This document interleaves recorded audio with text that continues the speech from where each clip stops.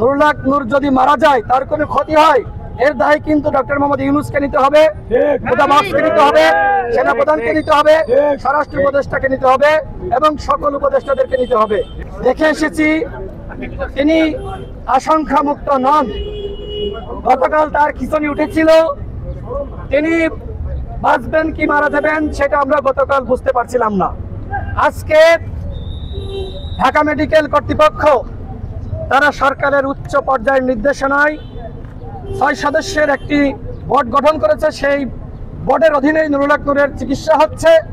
যদি এখানে নুরুল হক নূরের উন্নত চিকিৎসা না হয়, তাহলে আমরা বিদেশ নেওয়ার আহ্বান সরকারকে জানাচ্ছি। নুরুল হক নূর যদি মারা যায়, তার কোনো ক্ষতি হয়, এর দায় কিন্তু ডক্টর মোহাম্মদ ইউনূসকে নিতে হবে, খোদাবাদকে নিতে হবে, সেনাপ্রধানকে নিতে হবে, স্বরাষ্ট্র উপদেষ্টাকে নিতে হবে এবং সকল উপদেষ্টাদেরকে নিতে হবে।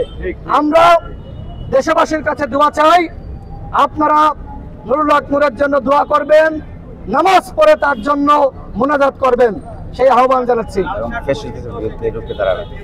লাল শার্ট পরিহিত যে ব্যক্তি, আমি শুনেছি যে পুলিশকে নাকি নতুন ভাবে এই শার্ট দেওয়া হয়েছে, পুলিশের পক্ষ থেকে আমাকে তথ্য দিয়েছে। আমাদের তো ভাই ব্রাদার পুলিশে আছে, তাই না?